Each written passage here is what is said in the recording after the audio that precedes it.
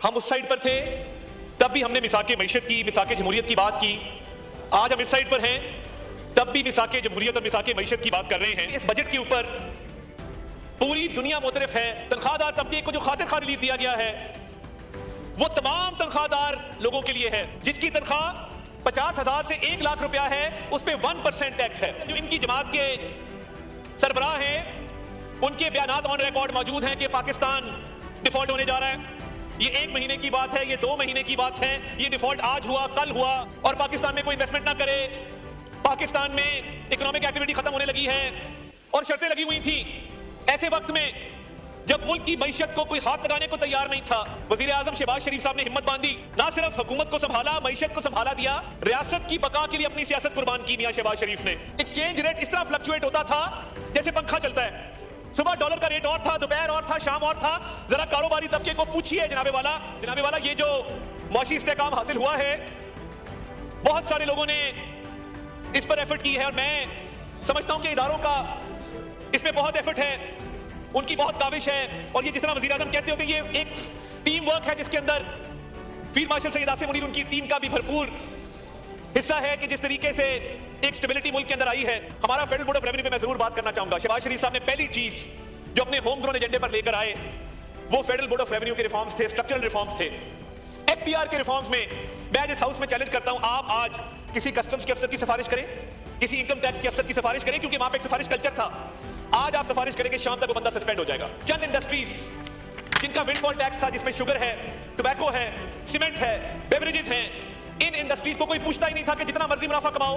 मुश्ताक साहब, सिर्फ sugar industry से 60 अरब रुपया रिकवर किया गया है टैक्स की मद में।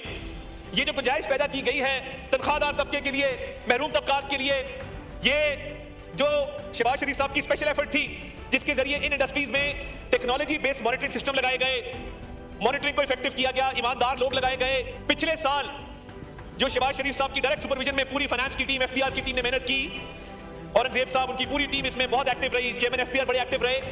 इन्फोर्समेंट मेजर्स की मद में 800 अरब रुपया कलेक्ट किया गया है जिससे ये गुंजाइश पैदा हुई है। टैक्स ना देने वाले का बोझ टैक्स देने वाला अब नहीं उठाएगा।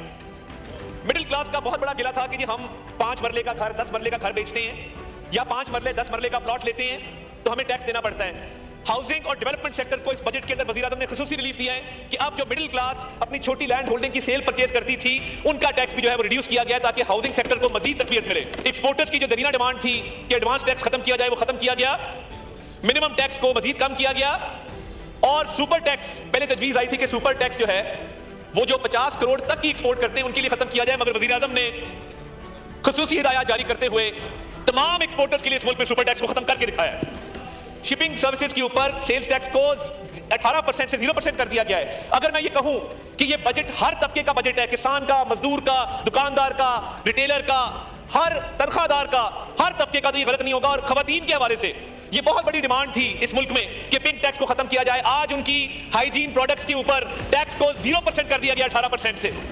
कि वजीर आजम एक एक लम्हा पिछले पूरे साल इस कोशिश में रहे कि मैं गुंजाइश पैदा करूं, मैं रिलीफ लेके आऊं, जाती एक एफर्ट किया, दिन रात एक किए, खून पसीना बहा के आज इस मकाम पे हम पहुंचे हैं कि जो 2 साल से वजीर आजम कह रहे थे कि जैसे ही गुंजाइश पैदा होगी हम आपको रिलीफ देंगे। आज वो वक्त आ चुका है कि पाकिस्तान की आवाम को एक रिलीफ में अपनी बजट दिया गया है और हर तबके को इसके अंदर गुंजाइश पैदा करके उनकी डिमांड को पूरा किया गया है। ये आगाज है एक ऐसी ग्रोथ का जिससे हम इंशाअल्लाह ताला एक ऐसी इकॉनमी बनेंगे कि पूरी दुनिया देखेगी।